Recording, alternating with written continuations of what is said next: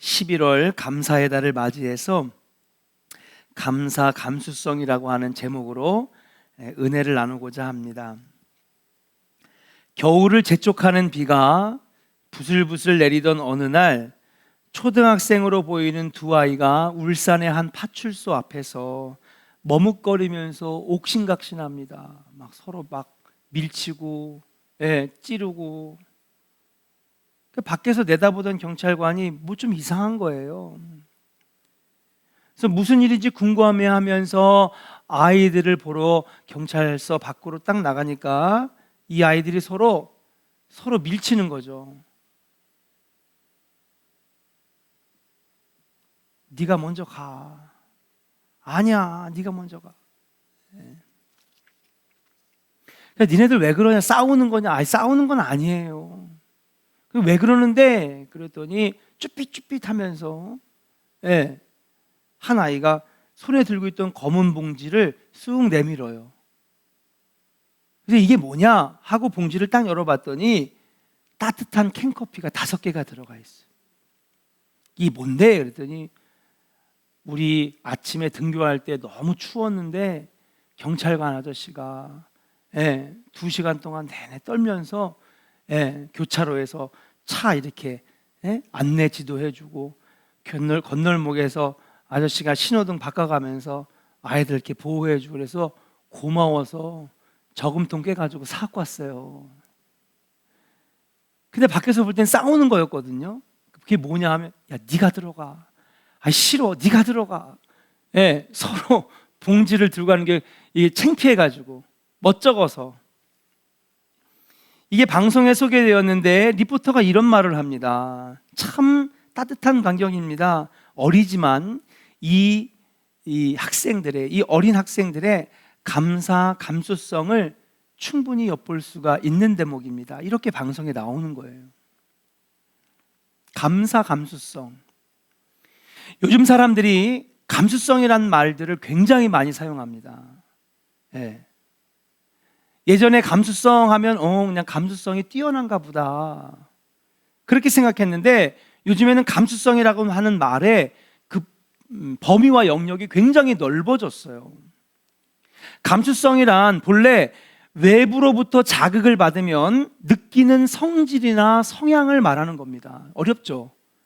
그러니까 옛날에는 감수성이 좀 높다, 뛰어나다 그러면 막 벚꽃이 막 떨어지면 아름다워.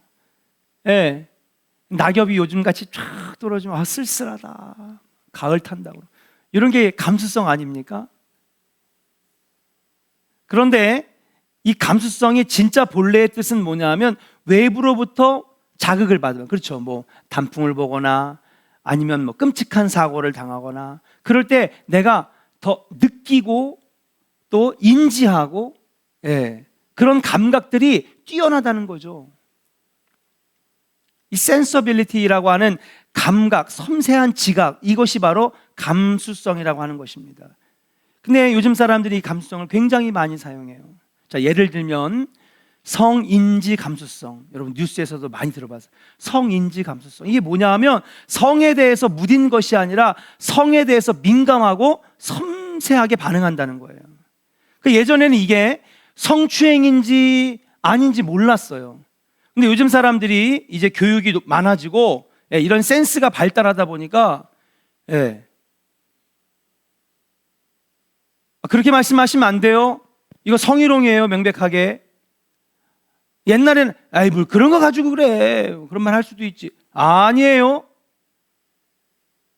MZ세대들이 굉장히 많이 쓰는 용어가 감수성이 된 거예요. 옛날에는 그냥 막 넘어갔잖아요. 얼렁뚱땅 넘어가고 뭐 그냥 나이 많고 옛날 분들은 그냥 그래도 되는 것처럼. 근데 지금은 안 그래요. 아주 감수성이 올라가서 굉장히 아주 민감하게 반응을 하죠. 감수성이 올라갔어요.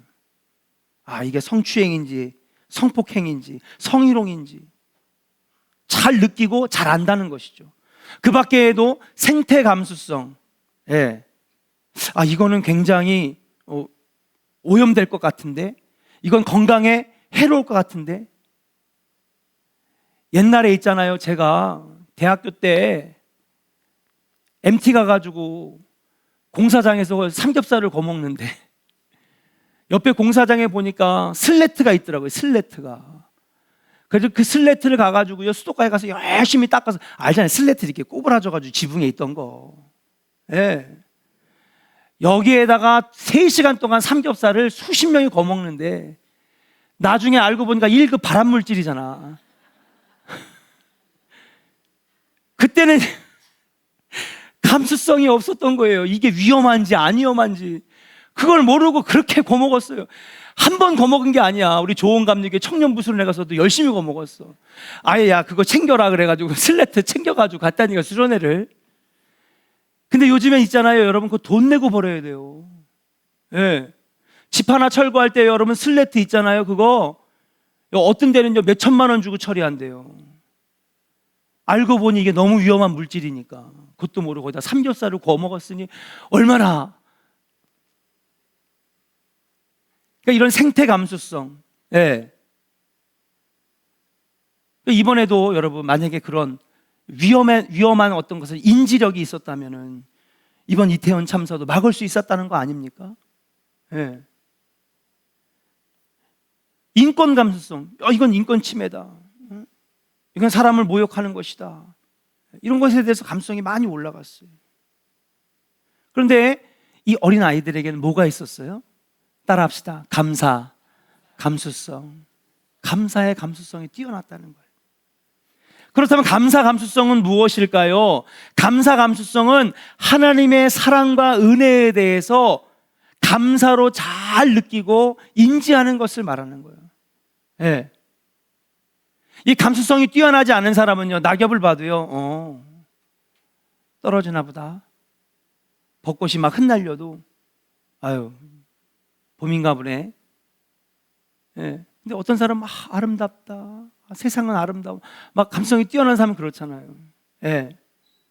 기쁜 일을 봐도 기쁘지 않고 슬픈 일을 봐도 슬프지 아니하는.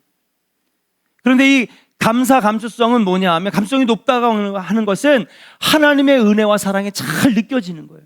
그래서 감사로 반응하는 것이 바로 감사 감수성이 높다라고 말하는 것입니다. 감사 감수성이 높은 사람은 하나님의 사랑과 은혜에 구체적인 감사로 반응하여서 그리스도인의 덕을 세우는 것. 그래서 감사 감수성이 풍부한 그리스도인은 신앙생활의 영역에서 항상 기뻐하고 쉬지 않고 기도하며 모든 일에 감사할 줄 아는 삶을 살게 된다라고 하는 것인 줄로 믿습니다.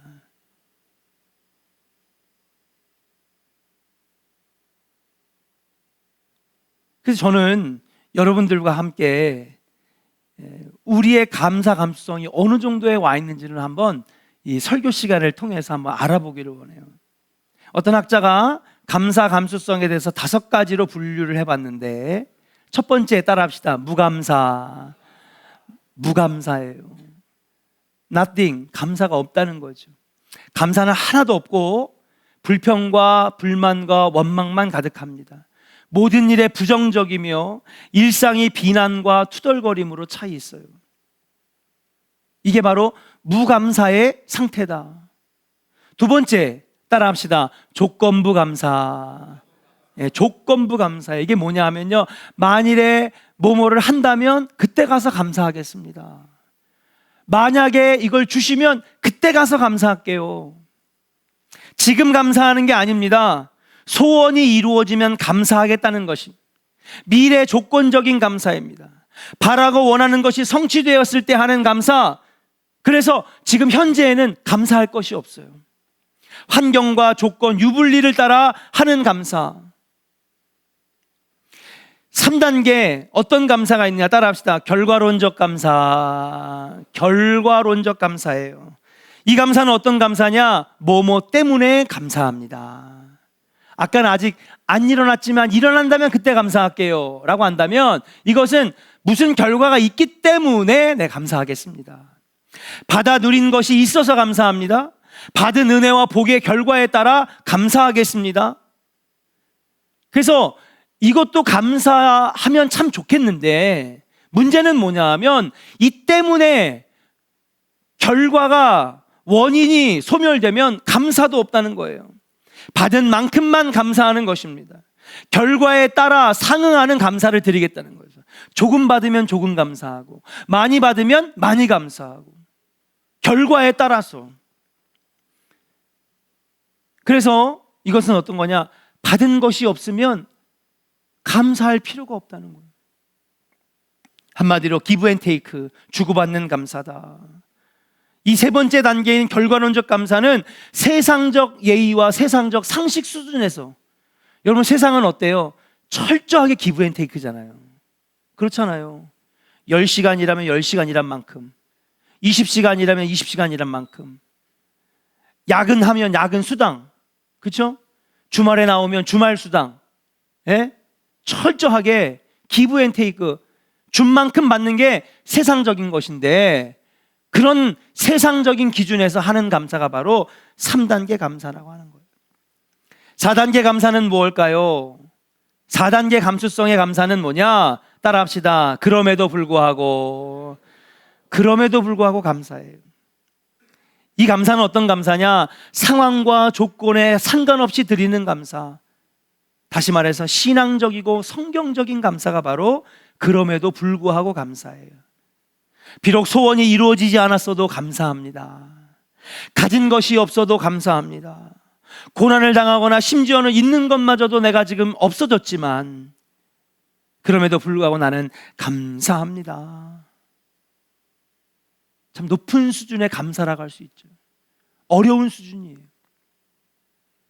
마지막입니다. 5번째, 따라합시다. 순교적 감사, 희생적 감사. 순교적 감사라고 하기도 하고 희생적 감사라고 하기도 하는데, 이거 뭐냐 하면 헌신과 사랑의 마음으로 감사하는 거예요. 이게 뭐냐 하면, 보통 감사는요 나를 보고 하잖아요. 그렇잖아요. 근데 나하고 연관 짓지 않아요. 이 감사는 뭐냐 하면요, 남을 위해 하는 감사예요. 하나님, 우리 구하정 권사님이 이번에 수술 잘 돼가지고 낫게 해주셔서 감사합니다. 내일도 아닌데 뭐, 그렇잖아요. 근데 남이 잘 된 걸 보고 하나님 너무 감사한 거예요. 우리 항상 감사의 조건을 나에게서만 찾잖아.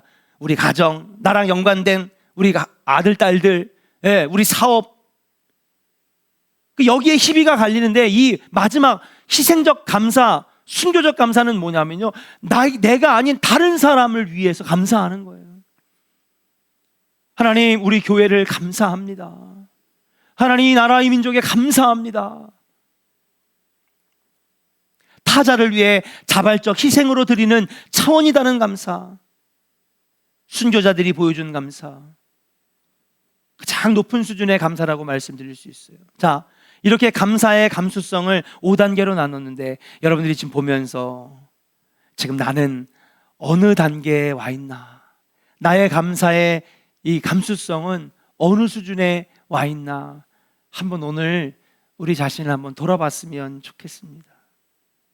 여러분들의 감사는 어느 지점에 다 있습니까? 기독교의 대표적인 감사신앙은 추수감사절이죠. 추수감사절은 1621년 미국 청교도 개척자들에 의해 시작되었는데, 영국의 국교가 청교도들의 신앙을 박해하자 그들이 신앙의 자유를 찾아서 메이플라워를 타고 102명이 65일간 망망대해를 지나서 지금의 아메리카 땅으로 들어오게 됩니다. 거친 광야였고 곧바로 겨울이 닥쳤기 때문에 여러분, 배를 타고 오면서 20 몇 명, 그리고 그해 겨울에 먹지 못하고 추위와 배고픔에 떨면서 36명, 38명이 죽게 되었어요. 겨울이 지났을 때에 이미 여러분 102명 중에서 절반 이상이 죽음을 맞이했습니다. 당시 지도자 중 한 사람이었던 브래드포트의 일들을 보면은 12월 혹한의 추위가 계속되고 있다. 한 조각의 빵도 한 알의 옥수수도 없다. 풀과 나무 껍질, 해초를 이겨가지고 물에다가 끓여가지고 그걸 먹고 있다. 들짐승을 우연하게 잡으면 그날은 너무 행복하다. 그럼에도 불구하고 오늘 39번째 친구를 하나님 앞에 보냈다. 친구의 슬픔을 슬퍼하면서, 죽음을 슬퍼하면서, 오 주여, 이 겨울을 나게 하여 주시옵소서. 그의 추위와 굶주림으로 44명이 죽었고 배에서 20몇 명이 죽었으므로 절반 이상이 죽었습니다. 이제 봄이 찾아왔대요. 씨앗을 뿌리고 정성껏 농사를 지었는데, 여러분, 저는 농사를 지어보진 않았지만 제가 아는 상식선에서는 처음에 땅을 갈아가지고 여러분 뭘 심으면 정말 풍년이 일어날까요? 아니면 몇 개 걷어들이지 못할까요? 얼마 걷어들이지 못해요. 땅도 여러 번 파고, 여러 번 엎고, 계속해서 비료를 뿌리고, 그렇게 땅이 어느 정도 잘 만들어졌을 때 여러분 곡식도 잘 자라고 열매도 많이 열리는 거지. 근데 척박한 땅에다가 갈아가지고 씨앗을 심으니까 가을이 됐는데 너무 추수한 게 너무 없는 거예요. 그럼에도 그들은 청교도는 첫 열매에 감사하면서 눈물의 추수감사절 예배를 드렸어요.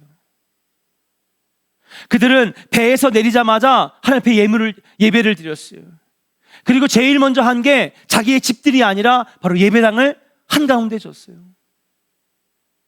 여러분 서부 영화 보면 막 서부 영화 요즘엔 잘 안 나오지만 서부 영화 얼마 전에 마지막으로 본 게 이병헌 나왔던 매그니피센트인가 뭐 하여튼 그런 영화가 있었어요.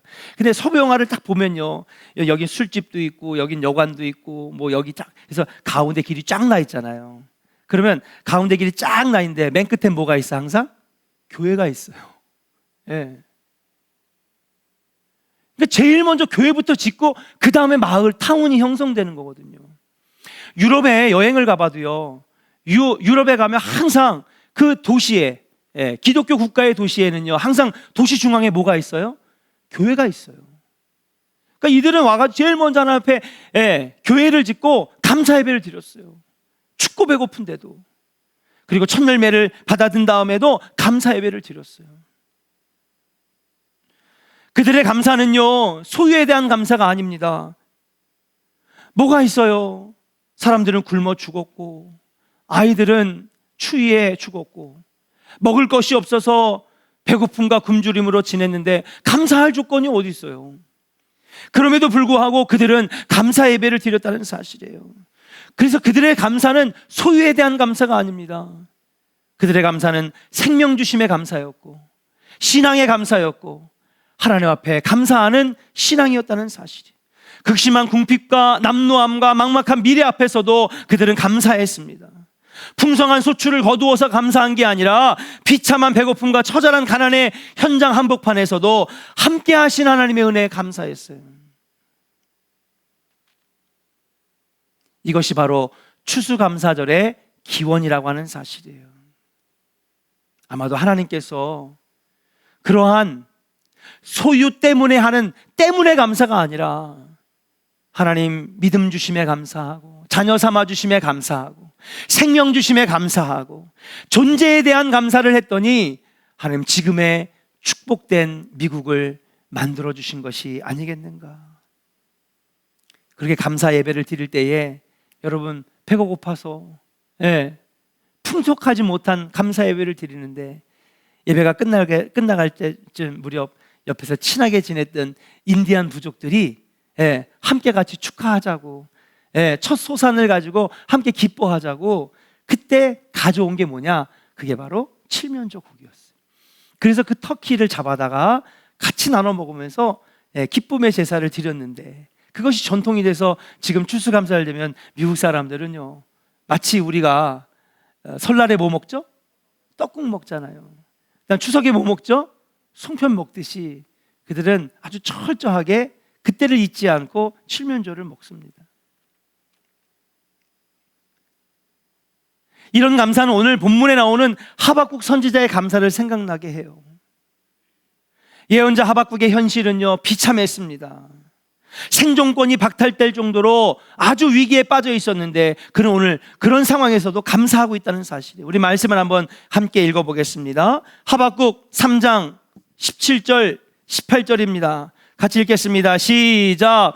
비록 무화과 나무가 무성하지 못하며 포도나무에 열매가 없으며 감람나무에 소출이 없으며 밭에 먹을 것이 없으며 우리의 양이 없으며 외양간에 소가 없을지라도 나는 여호와로 말미암아 즐거워하며 나의 구원의 하나님으로 말미암아 기뻐하리로다. 아멘.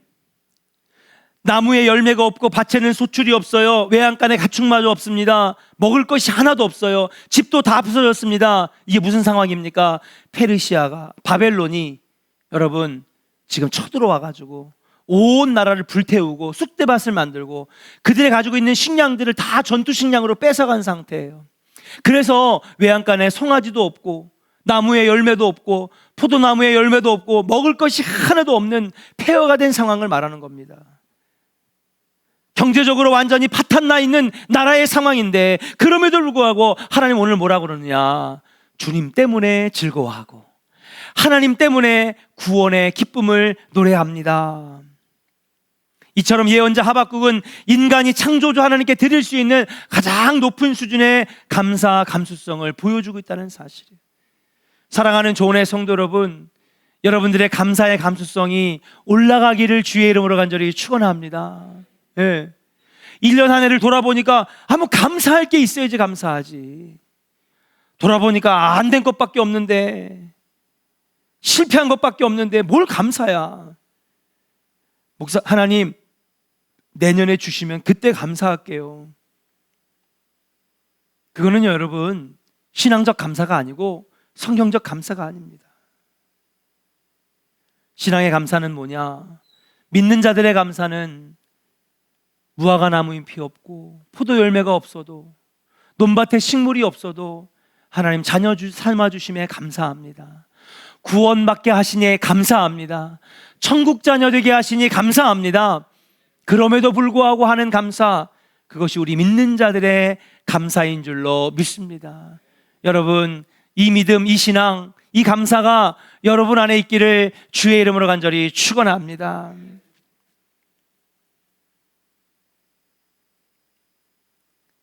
감사의 반대말은 그래서 원망과 불평이 아니라고 해요. 우리는 그동안에 감사의 반대말은 원망과 불평이라고 생각했습니다. 그런데 감사의 반대말은 당연한 것이라고 생각하는 거예요. 이게 어떻게 보면 더 옳은 말이라고 볼 수 있어요. 부모님의 사랑을 당연하게 생각하면 감사해요, 안 해요? 안 해요. 엄마가 원래 그런 거지 뭐. 엄마가 희생하는 거지. 엄마가 돈 못 쓰고 자식들을 위해서 가르쳐주고 돈 쓰는 거지 뭐. 그걸 당연하게 여기면 부모에게 감사를 느끼지 못해. 감사하지 않아요, 절대. 일상에서 누리는 것들을 당연하게 생각하면 감사한 것이 하나도 없어요. 근데 우리는 언젠가부터 너무 당연하게 여기는 거예요.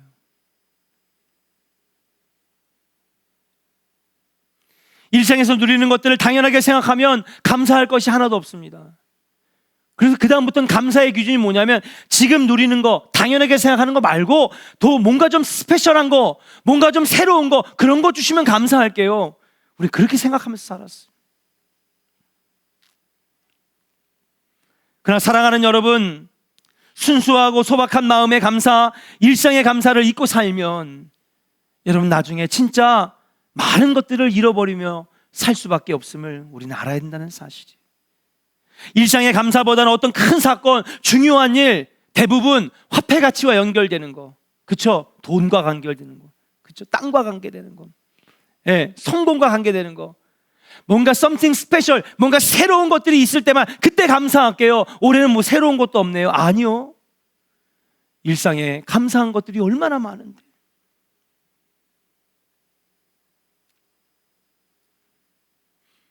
지난번에 이동훈 장로님 어머님 뵈러 갔는데 건강이 아주 좋아지셨어요. 5월 달에 뼈가 무릎 위로 튀어나오는 수술, 그래도 수술을 받으셨어요. 그때는 돌아가실지도 몰랐어요. 근데 이번에 갔는데 요양병으로 옮기고,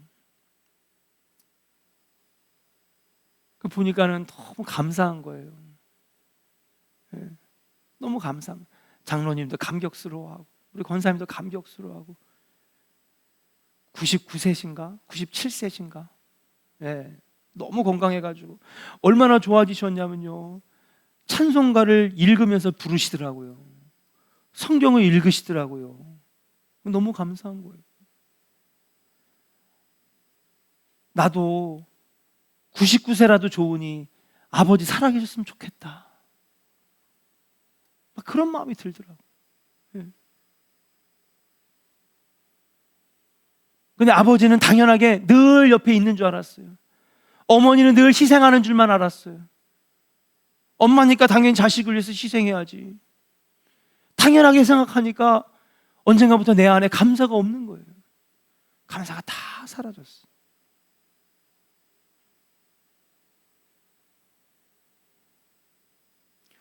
사랑하는 존의 성도 여러분, 우리는 세상 사람들과 달라요. 주시면 감사할게요. 생기면은 내가 감사할게요. 철저하게 이익과 기브 앤 테이크로 상식선에서 하는 감사가 아니라 우리는 믿는 사람이에요. 믿는 사람은 성경적인 감사를 해야 되는데 우리의 감사는 그럼에도 불구하고 감사합니다. 성경의 감사는 좋은 일이 생겼기 때문에 드리는 감사가 아닙니다. 성경의 감사는 생명에 대한 가장 기본적인 감사, 고통과 어려움 속에서도 발견하는 하나님의 은혜에 대한 감사. 그 사도 바울은 뭐라고 그랬습니까? 나의 나된 것은 오로지 주의 은혜라. 그렇게 감사하잖아요. 복음서에는요, 예수님께서 감사 기도를 4번 드리십니다. 복음서에서 예수님이 감사 기도를 4번 드리시는데, 첫 번째는요, 요한복음 6장에 있는 사복음서에 모두 나와 있는 오병이어의 기적, 그때 하나님 감사했고요. 두 번째, 마태복음 11장에 전도의 실패를 경험한 후에 하나님께 감사 기도를 드렸어요. 세 번째 감사 기도는 절친 나사로를 잃었을 때에 하나님께 감사 기도했어요. 네 번째, 십자가를 앞에 두고 제자들과 마지막 만찬에서 하나님 감사 기도 드렸어요. 자, 이 4가지의 감사 기도, 예수님 딱 4번의 감사 기도를 드렸는데 4번의 감사 기도를 종합해 본 결과 어떤 상황에서 감사의 기도를 드렸느냐? 좋은 상황이에요? 어려운 상황이에요? 다 같이 어려운 상황이에요. 하나같이. 전도를 실패했는데 감사의 기도를 드려. 나를 그렇게나 따르고 날 잘 도와줬던 나사로가 죽었는데 감사 기도를 드려. 지금 십자가에 지고 피 흘려 죽을 운명인데 하나님 앞에 감사 기도를 드려. 예수님의 감사 기도는요, 우리의 모범이죠. 우리도 예수님처럼 감사해야 되는데, 왜? 우린 크리스찬이니까, 예수를 닮아가는 사람이니까. 근데 그분의 감사는요, 뭘 줬기 때문에 감사 기도한 것이 아니라 항상 어려운 가운데서도 예수님은 감사 기도를 드렸다는 거예요. 왜 그렇게 하셨을까? 우리에게 가르쳐주고자 하신 거예요, 주님이. 그 중에서도 오병이의 기적을 한번 살펴보도록 하겠습니다. 여러분, 오병이의 기적 여러분 다 아시니까 여러분 굳이 길게 설명을 안 할게요. 오전 내내 수만 명 앞에서 예수님이 복음을 전하고 천국 복음을 가르치셨어요. 그리고 난 다음에 점심시간이 되니까 다들 배가 고파가지고 배를 움켜잡고, 근데 대부분 모인 사람들이 가난한 사람, 어려운 사람, 어려운 사람들, 그런 사람들이 모였으니 도시락을 싸온 사람이 몇 명 되겠습니까? 그러니까 그 점심시간에 예수님도 좀 쉬셔야 되니까 그렇게 그냥 사람들이 그냥 자리에서 예수님 언제 오셔서 또 말씀을 이어가실까 기다리고 있는데 한 어린아이가 딱 와요. 뭘 가지고 왔어요? 보리떡 5개와 물고기 2마리 갖고 왔잖아요. 지금은 보리떡이 건강식이지만 옛날에는 가난한 사람들이 먹는 음식이었어요. 물고기 2마리도요, 여러분 생각해 보세요. 이거 지금 누구를 위한 도시락이에요? 어린애용 도시락이잖아요. 키즈 세트예요. 키즈밀. 맥도날드 가면 요 조그맣게 나오는 거. 어른 햄버거는 이만한데 애들 건 요만해. 그러니 어린이용 도시락이니 물고기가 클까요, 작을까요? 작고요, 말라 비틀어졌을 거예요. 그래도 나 예수님 보러 간다니까 엄마가 도시락을 싸줬을 거예요. 야, 이거 가서 먹고 예수님 말씀 들어라. 그걸 가져왔는데 여러분, 그것을 놓고 예수님이 하신 게 뭐냐? 먼저 감사의 기도를 드렸다는 거예요. 마가복음 6장 41절에 보니까 예수님은 이 아이가 가져온 걸 가지고 먼저 하나님 앞에 감사 기도를 드렸어요. 그랬더니 놀라운 일이 벌어졌습니다. 뭐가 됐어요? 5,000명을 먹이고도 남는 어마어마한 보리떡과 물고기가 막 쏟아져 나오는 거예요. 다 나눠주고 몇 개나 남았어요? 12광주리가 남았어요. 다 아시는 얘기죠. 여러분, 여기서 5,000명은요 장정만 말하는 거니까 노인, 노약자, 어린이, 여자들까지 합치면 수만 명을 먹이고도 12광주리가 남은 거죠. 여기서 우리가 알아야 될 건 뭐냐 하면 5천 명을 먹이고도 남는 12왕조가 남는 기적이 일어난 다음에 감사기도를 했어요. 기적이 일어나기 전에 감사기도 했어요. 빨리 대답하세요. 기적이 일어나서 감사기도 했어요. 기적이 일어나기 전에 감사기도 했어요. 이게 은혜예요. 이게 은혜의 비밀인 줄로 믿습니다. 이게 응답의 비밀이에요. 우리는요, 항상 주시면 할게요. 이루어지면 할게요. 신앙생활은 그렇게 하는 게 아니에요. 목사님, 요거 문제 해결되면 저 교회 잘 나올게요. 천만의 말씀. 교회 잘 나와서 예배 잘 드리면 문제도 해결되는 줄로 믿습니다. 여러분, 신앙생활을 방해하는 게 있어요? 그러면 그거 잘 해결되고 그거 잘 정리가 되면 그때 예배 드릴게요. 그때 새벽 기도할게요. 아니에요. 문제가 있으니 하나님 앞에 기도하니까 기도하는 사람의 음성을 들으시고 응답 주시는 것이 신앙의 비밀이요 은혜의 법칙인 줄로 믿습니다. 근데 우리는 해결한 다음에 오겠대. 그건 신앙이 아니에요. 그건 믿음이 아니에요. 내가 하려고 하는 거지. 내가 하려고 하는 거지. 하나님, 나는 할 수 없습니다. 그러니 주님께 맡깁니다. 주님 붙잡아 주시옵소서. 그것이 기도요, 그것이 예배요, 그것이 오늘 감사의 기도인 줄로 믿습니다. 그러므로 사랑하는 여러분, 기적을 보아서 감사하는 것이 아니라 감사했기 때문에 기적이 일어났다는 사실이에요. 믿음으로 선포했으면 좋겠어요. 이 신앙이 여러분의 신앙 되기를 주의 이름으로 간절히 축원합니다. 우리 선포 크게 합시다. 기적이 일어났기 때문에 감사하는 것이 아니라 감사하니까 기적이 일어납니다. 우리 옆 사람에게 축복합니다. 감사하니까 기적이 일어납니다. 기도하니까 응답이 일어납니다. 믿으시면 아멘. 신앙의 비밀이고 은혜의 법칙인 줄로 믿습니다. 세상에서 우리가 배운 세상의 법칙은요, 주면 할게요. 예. 계약서 써주고, 그죠? 예. 계약금 들어오고, 선수금 들어오고, 예. 딱 들어오면 그때 내가 할게요. 그게 우리가 세상에서 배운 세상의 법칙이지만 하나님 신앙의 법칙은 그게 아니에요. 먼저 감사했더니, 먼저 기도했더니, 먼저 감사로 예배했더니 주님이 생각지도 못했던 놀라운 것들로 채워주시는 역사가 일어나는 것. 이것이 우리가 가져야 될 감수성이며 감사의 자세인 줄로 믿습니다. 우리는 나의 힘과 지혜와 능력으로 사는 것으로 착각합니다. 그러나 사도 바울은 나의 나된 것은 주의 은혜라고 고백합니다. 우리도 돌아보면 지나온 발자국마다 주님의 은총이 아닌 것이 하나도 없었어요.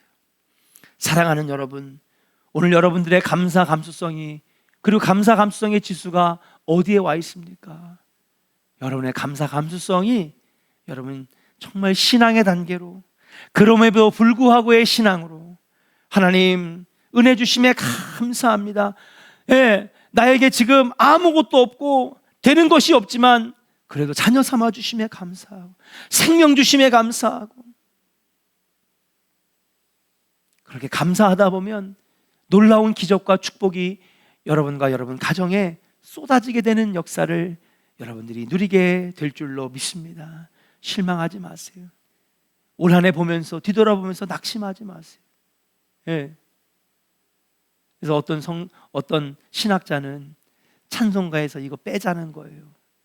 뭘 빼요? 찬송가 했더니 찬송가 이거 빼자는 거예요. 받은 복을 세워보아라, 이 찬양은 빼자는 거예요. 그 한 해를 돌아봤는데 받은 복이 없는데 그럼 감사 안 할 거냐 이거죠. 이거는 신앙적이지 않은 찬양이니까 빼자고 하는 신학자들도 있어요. 근데 오늘 설교를 들어보면 맞는 말인 것 같아요. 우린 그동안에 받은 복을 세워보고 감사하려고 그랬어. 근데 주님이 원하시는 감사는, 예수님 우리에게 가르쳐 주신 감사는 그게 아니래요. 먼저 감사하면 주시겠다고, 먼저 감사하면 기적이 일어난다고. 할렐루야. 잘 풀리면 그때 가서 기도 생활할게요. 아니요. 어려우니까 기도하고, 바쁘니까 기도하고, 안 되니까 기도하고, 문제가 있으니까 기도하고.